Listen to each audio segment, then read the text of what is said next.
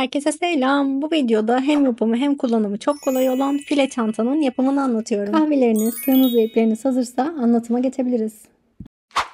Evet, şimdi modelin yapımına geçelim. Modeli şöyle bir göstereyim ilk önce. Şöyle bir file çanta. Aslında bu çanta piyasada çok fazlalıkla var. Yani tarifleri de var, örülmüş hali de var ama ben bunu kendi yöntemlerimce hem farklı ördüm. Şurada normal trabzanlar yapmıyoruz. Hem de böyle ekstra zincirli ip geçirip şu şekilde olmasını sağladım. Biraz böyle kendi yorumumu kattım diyebilirim aslında.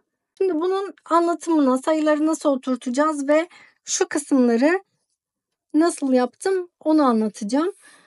Kullandığım ipten kısaca bahsedeyim. Ben şöyle bir ip kullandım. Diva'nın koton makrame stilim diye geçiyor bu. Normalde 2 milimetrelik falan oluyor makrame ipler, ince makrame ipler ama bu daha da ince, yani 2 milimetreden daha ince, 1,5 milimetre falandır bence bu.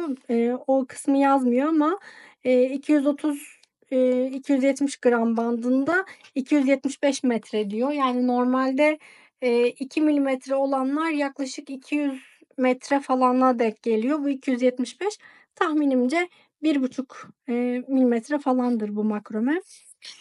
Bunu bu arada 2 milimetrelerle de yapabilirsiniz. Hani bir tık böyle ağır olur. Hani şuradaki şu yumuşaklık belki olmaz, bilmiyorum. Onunla da denemek lazım. 2 milimetreyle de denemek lazım. Ama ben bunu yaparken, yani şu modeli yaparken bu kalınlıkta bir ipi tercih ettim. Şimdi yapımına geçelim. Öncesinde bu vereceğim ölçülerle ne kadarlık uzunlukta bir çanta elde etmiş oluyoruz. Toplamda eni 35 santim, boyu da 26 santimlik bir çanta elde etmiş oluyoruz. Sapı hariç. Modelimizin yapımına geçelim.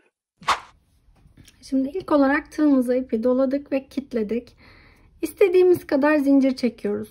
Burada istediğimiz kadardan kastım belli bir sayıya bağlı kalmaksızın istediğiniz uzunluğa kadar, ya böyle göz kararı istediğiniz uzunluğa kadar zincir çekebilirsiniz. Artan zincirleri sonrasında kesebileceğimiz için ve sökebileceğimiz için istediğiniz uzunluğa kadar zincir yapabilirsiniz. Yani çantanın boyunu ayarlamak için belli bir sayının katı kadar zincir çekmelisiniz gibi bir şey yok. Burada birazcık göz kararı istediğiniz kadar zincir çekebilirsiniz hiç sayı saymadan.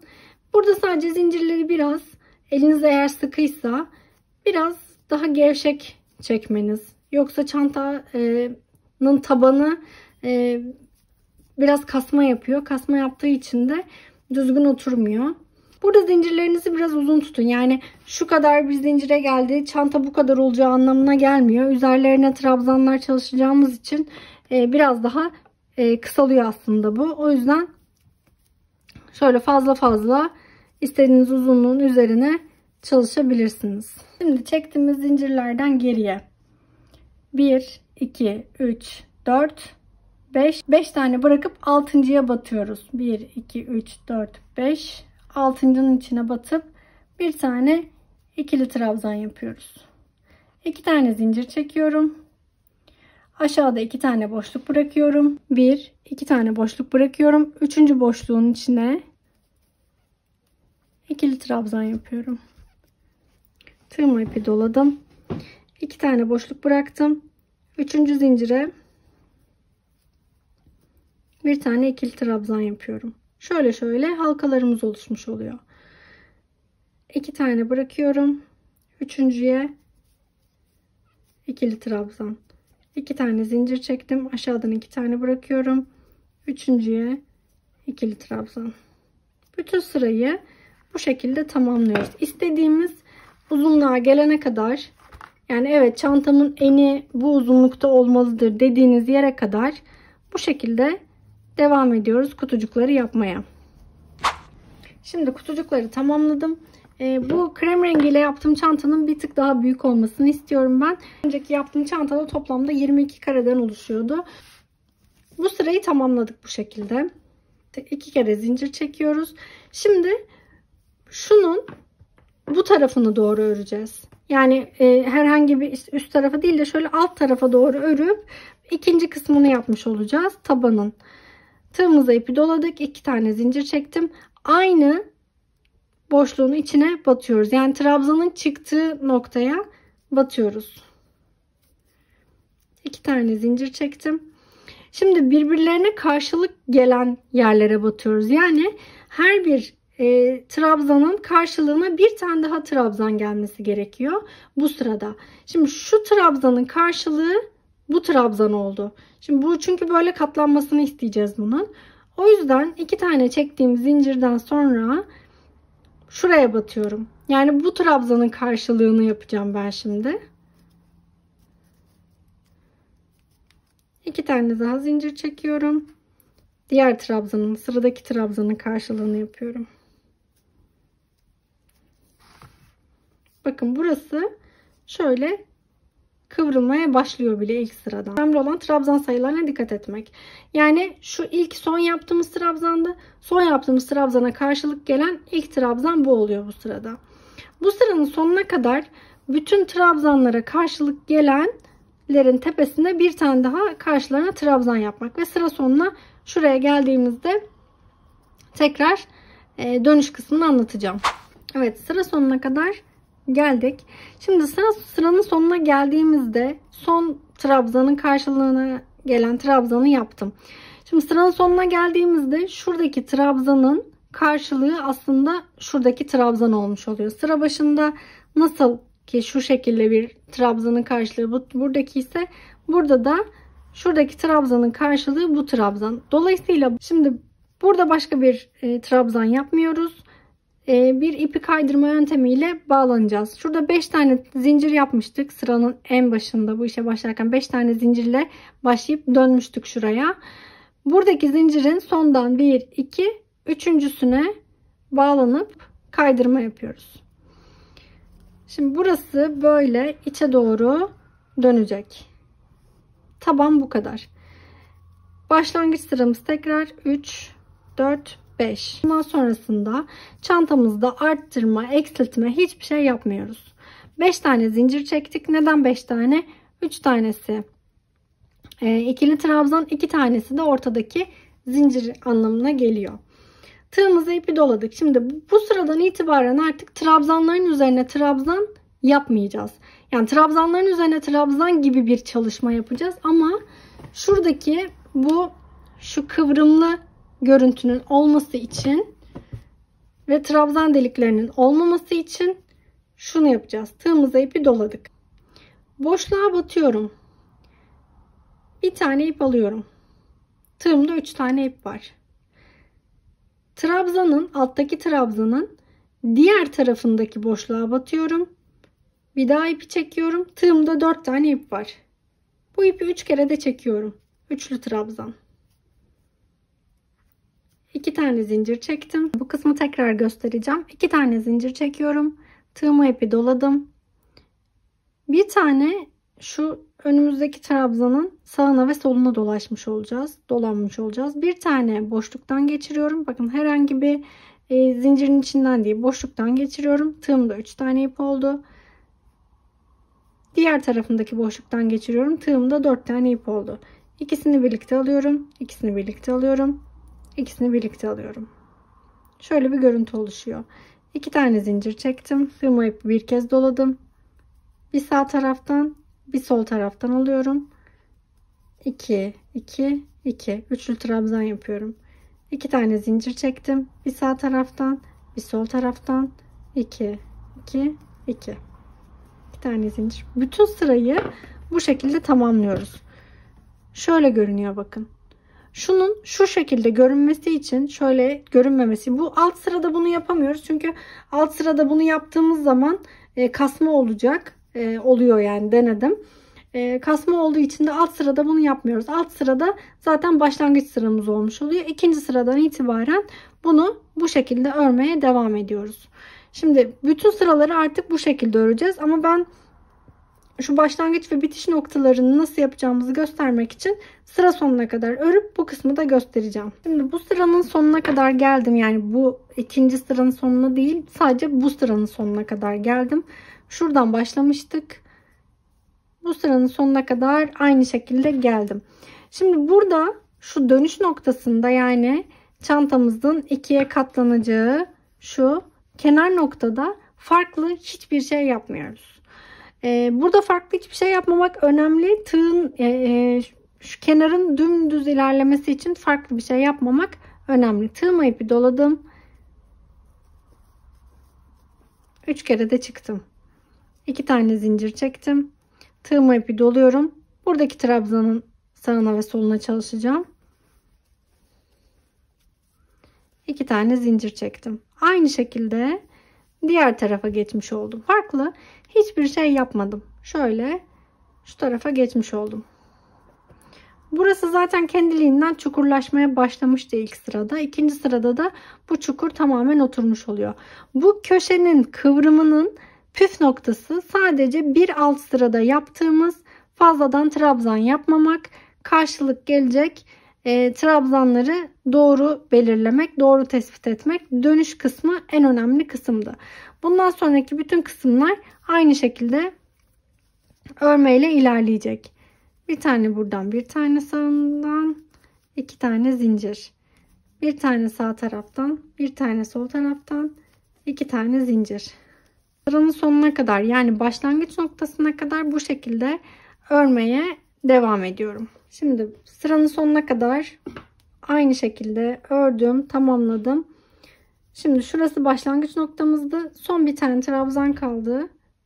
Sağından ve solundan aldım. Aynı şekilde 2 tane zincirimi çektim. 1, 2, üçüncüyü sayıyorum ve kaydırma tekniğiyle ipimi bağlıyorum. Çantamın alt kısmı oluşmuş oldu. Aslında buradan itibaren bütün sıralar aynı şekilde ilerlemeye devam edecek diyebilirim. Şimdi burada yine 5 tane zincir çekip şuraya bağlanacağız. Yani buraya aynı işlemi yapacağız. Bütün trabzanların üzerlerine bu alt sırada yaptığımız bağlanma şeklinde olan trabzanı yapacağız. Başlayalım birlikte. 2, 3, 4, 5. 5 tane zincir çektim başlangıçta. Tığıma ipi doladım. Sağ tarafından aldım. Sol tarafından aldım. 3 kere de çıktım. 2 tane zincir. Sağ tarafından aldım. Sol tarafından aldım. 3 kere de çıktım. Nasıl görüneceğini göstermek için bu kısmını da örüyorum. O yüzden biraz hızlı örüyor olabilirim. Videoda eğer hızlı anlattığımı ya da yavaş anlattığımı düşünüyorsanız hızlandırabilir veya yavaşlatabilirsiniz.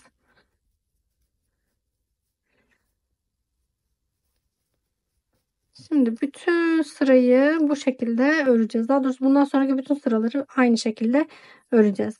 Bakın şöyle bir görüntü oluşmuş oluyor. Yani ben bunu şu alttaki yaptığımız trabzandan daha çok beğeniyorum. Daha güzel bir görüntü oluyor. Özellikle çantalarda daha hoş bir görüntüsü olmuş oluyor. Şu şekilde görünüyor. Şimdi bunu istediğimiz uzunluğa gelene kadar bu şekilde örmeye devam edeceğiz. Kenarlarda böyle dümdüz bir şekilde ilerleyecek. Herhangi bir arttırma azaltma yapmadığımız için. Burada kenarlarda 5 tane zincir çekiyoruz. Buradaki 5 tane zinciri 4 ya da 6 yaparsanız bu kenar yamularak gider. Dümdüz devam etmez.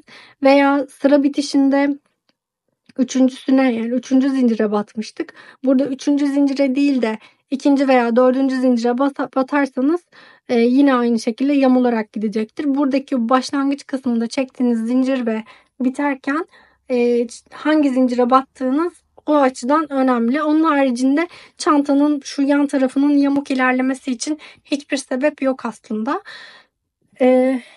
Biraz daha bundan bir tık daha kalın iple örerseniz bu çanta daha kalıp gibi bir çanta olacaktır. Şimdi bunu istediğimiz uzunluğa gelene kadar örelim.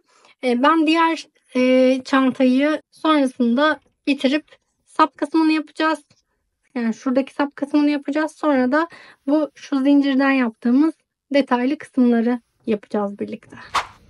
Şimdi çantamı istediğim boya kadar ördüm. Nereye kadar geldi? Kaç santim oldu? Onu söyleyeyim hemen. 23 santim kadar 24 santim, hatta 24 santimlik bir boyu oldu. Eni de 35 santimde eni var. Diğer çantaya göre bir tık daha büyük bir çanta oldu.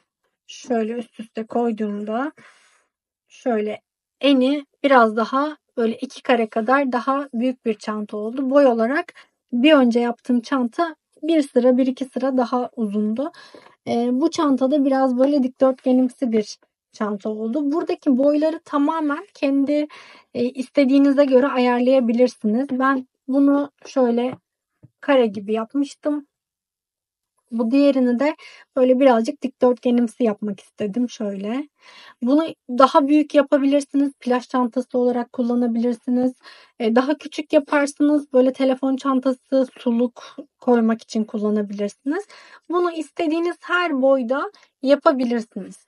Şimdi sap kısmına geçeceğiz. Sap kısmını nasıl ayarlayacağız sayıları? Bu kısım önemli. Bunun için şöyle işaretleyicilere ihtiyacımız var. Şimdi ilk önce bir sırada, yani şuradan başlamıştık ya, buradan itibaren toplamda bizim kaç tane karemiz var bir sırada onu sayıyoruz. Şimdi bu bir başlangıç noktasına takıyoruz. Bir de saydığımız kısımda şöyle benim bu sırada 24 tane karem var. Arka tarafta da 24 tane var. 24 tane saydıktan sonra 24. karenin sonuna da bir tane işaretleyici takıyorum. Bir öncekinde ortada, şu iki sapın ortasında 8 tane kare bırakmıştım. Şimdi bu çantamın modeli biraz daha geniş olduğu için diğerine göre 10 tane kare bırakacağım ortada. Ortada 10 tane kare bırakacağım. Burada toplamda 24 tane karem var. 24 eksi 10, 14. 14 bölü 2, 7. Yani 7 tane buradan, 7 tane buradan sayacağım. Saplarıma başlayacağım. Yeri belirleyeceğim. 1, 2, 3, 4, 5, 6, 7. 7 tane kare bırakıyorum. 1, 2, 3, 4, 5, 6, 7, 8, 9, 10 tane boşluk bırakıyorum arada. Burada da 7 tane kare kalmış olması gerekiyor son. 1, 2, 3, 4, 5, 6, 7. Bu şekilde saplarımı takacağım yeri belirliyorum. Arka tarafı da aynı şekilde belirleyelim. Burada böyle hizalayıp yapmayın. Mutlaka sayın baştan. 1, 2, 3, 4, 5, 6, 7. Şimdi ben burada saplarımı yapacağım. Yani saplarımın çıkacağı yeri belirlemiş oldum. Şimdi buradaki şu kenardan ikiye bölmüştük ya. Şuradan başlıyorum. Buradaki zincirin, yani işaretleyici koyduğum yerin tepesine bir tane bağlanıyorum ve tekli trabzan yapıyorum. Şuraya tekli trabzan yaptım. Tığma ipi doladım. Orta kısma, boşluğa bir tane tekli trabzan. Bir tane zincirin tepesine, trabzanın tepesine. Bir tane boşluğa. Bir tane trabzanın tepesine. Bir tane boşluğa. Bir tane trabzanın tepesine. Bir tane boşluğa. Bütün sırayı sap kısmına gelene kadar bu şekilde yapıyoruz. Şöyle görünecek bakın. Trabzanın tepesi olan yere aynı zamanda da sapa başlayacağımız kısma geldik. Buraya bir tane tekli trabzan yapıyorum. 70 tane zincir çekiyorum. Sap uzunluğu için daha az da çekebilirsiniz ya da daha fazla da çekebilirsiniz. Ama bu sap uzunluğu benim için ideal oluyor. 1, 2, 3. 70 tane zinciri çektik. Sonrasında diğer taraftaki, yani aynı tarafın diğer sap kısmına bağlanıyoruz. Tığma ipi bir kez doladım. Tekli trabzanla bağlanacağız. Şu bağlanma kısımlarında biraz ipi sıkı tutabilirsiniz. Şöyle ekstra sıktırabilirsiniz. Tığma ipi doladım. Boşluğa bir tane tekli trabzan. Trabzanın üzerine bir tane tekli trabzan. Bir tane boşluğa. Bir tane trabzanın üzerine. Bir tane boşluğa.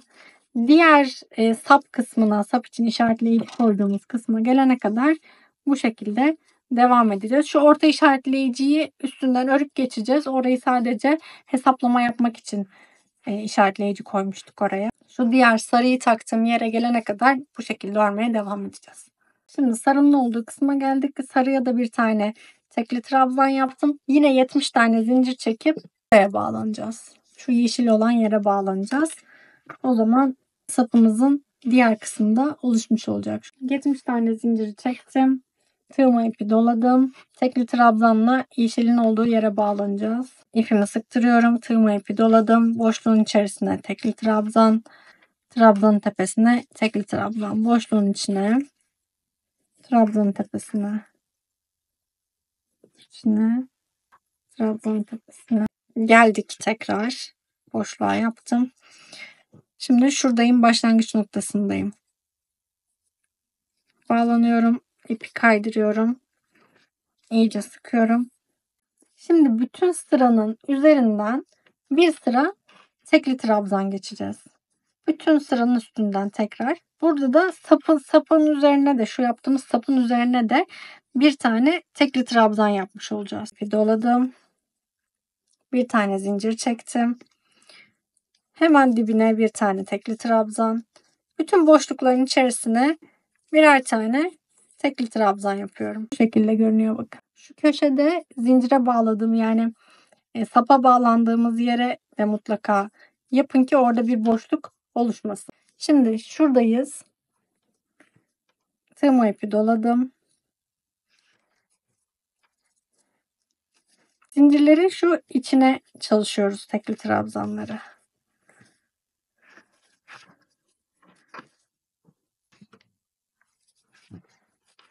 Şimdi sapın tamamlanma kısmına geliyoruz. Buradaki geçişi de göstereyim. Şu geçiş kısımları, saptan çantaya geçiş kısımları önemli. Burada birazcık elimizi sıkı tutmamız gerekiyor ki çantanın içerisine bir şeyler koyduğumuzda burada böyle bir boşluk oluşmasın. Tığımıza ipi doladık. Şurada sonuncu bir tekli trabzan yeri kaldı. Şuraya bağlanırken birazcık sıkarak bağlanıyoruz. Tekrar trabzanları yapmaya devam ediyoruz. Bakın burası şöyle görünecek. Şu şekilde. O kısım da aynı şekilde. Şöyle sapımız bu şekilde tamamlanacak. Şimdi şuradan itibaren tekrar diğer sapa gelene kadar tekli trabzanları öreceğiz. Diğer saptaki 70 zincirin üzerine de 70 tane tekli trabzan yapacağız. Şuradan itibaren örüp şurası zaten başlangıcımızdı. Buraya bağlanacağız ve şuraya kaydırma yöntemiyle bağlanacağız ve çantamızın bu kısmı tamamlanmış olacak. Sonrasında şu zincirleri çantaya geçirme kısmına geçeceğiz. Şimdi çantamın beyaz kısmı tamamlanmış oldu. Sapların tamamını bu şekilde trabzanları geçtim ve tamamladım. Şimdi artık bu işaretleyicilerle bir işimiz kalmadı. Bunları çıkartabiliriz. Şu zincirli geçirdiğimiz kısmı anlatacağım. Bunun için 2 tane ben kahverengiyle yapacağım bu beyaz olanın üzerine. Bunun için 2 tane 2 metre 40 santimlik zincire ihtiyacımız var. Bu şekilde şöyle dümdüz zincir çekiyorsunuz. Başka bir şey yapmıyorsunuz. Bu zinciri nasıl yerleştireceğiz? Zincirin başlangıç kısmı çantanın tabanında kalacak. Böyle aralardan geçire geçire gideceğiz tabii. Şöyle aralardan geçire geçire gideceğiz. Bu taraftan geldi. Sonrasında altına dönecek. Altından yani şuradan bakın. Şöyle geldi. Altından tekrar yukarı çıkacak. Arka taraftaki sapa bağlanacak.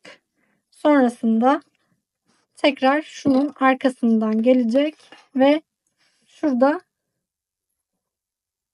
da bitmiş olacak. Şöyle. Bunların arasından geçire geçire bu işlemi yapacağız. Yukarıda kalacak. Bunlar tabi aralardan geçmiş olacak ve şu başlangıç noktası, başlangıç ve bitiş noktası da şuradaki en altta kalmış olacak. Bunu bir tane yani şuradan itibaren başlayacağız. Şurada sapın şurasından başlayacağız. Bir tane buraya, ikincisini de şuraya batacağız. Bunda da aynı şekilde bir tane buraya, ikincisini de onun yan tarafına. Şimdi bunu batarken önce şu kısmını bir battı çıktı yapalım. Şöyle şablonu oturttuktan sonra şöyle örgünün düz kısmı yukarı doğru gelecek. Bunu en sonda düzeltebiliriz. şöyle deliklerin arasından geçiriyorum. Şimdi bu kısmı geçirdim. Bu kısmı şöyle hafiften birazcık çekelim. Birazcık da şu kısımları şöyle bollaştırabilirsiniz. Şöyle durması için. Şimdi şu şöyle aşağıda sarksın. Bu ipi getirdim. Şuradaki çantamın sapıyla birlikte yürütüyorum. Yürütüyorum ve bu tarafıma geçiyorum. Şimdi artık şu uzun tarafı bir çekelim. Şimdi diğer ucu aldım. Diğer ucu yine şuradan batırıyorum, çıkarıyorum. Burada zaten şöyle bayağı bir çekeceğimiz için. Şimdi burada sapta şuradaki beyaz sapın uzunluğu kadar burada bırakıyoruz. Şöyle hafiften daha çekelim. Şurada beyaz sapın uzunluğu kadar burada bırakıyoruz. Şimdi bakın sadece henüz ön tarafa yaptım. Ön tarafa girişik yaptım bakın. Arka tarafında henüz bir şey yok. Buradan başladım. Şuradan başladım. Şuradan şöyle burayı sap uzunluğunda bıraktım. Sonra buradan devam ettim şu diğer tarafından. Şimdi ters çeviriyoruz. İp buradan devam ediyor. Şimdi burada şu şey önemli. Şuradan döneceğiz ya. Buradaki hiza önemli. O yüzden şuradan geriye gelerek nereye batacağımıza bakıyoruz. Şurada sapın hemen başlangıç kısmından başlamamız gerekiyor bakın. Şöyle geliyorum. Şuradan başlamam gerekiyormuş.